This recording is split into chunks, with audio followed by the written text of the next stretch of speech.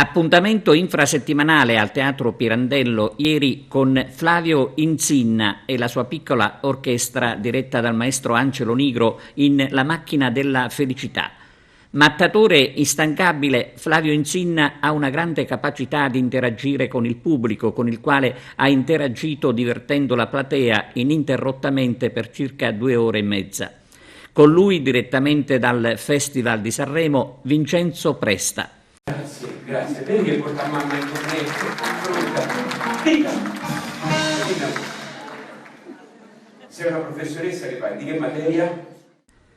La macchina della felicità, secondo Flavio Insinna, non è uno spettacolo, è semplicemente ricreazione, come a scuola quando suona la campanella. Il suono della campanella che interrompeva le lezioni, dice Insinna, è stata una delle prime dimostrazioni concrete che la felicità può esistere.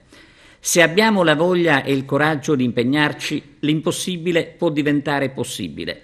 È questo il messaggio di Flavio Insinna con il suo spettacolo che oggi verrà replicato come da cartellone.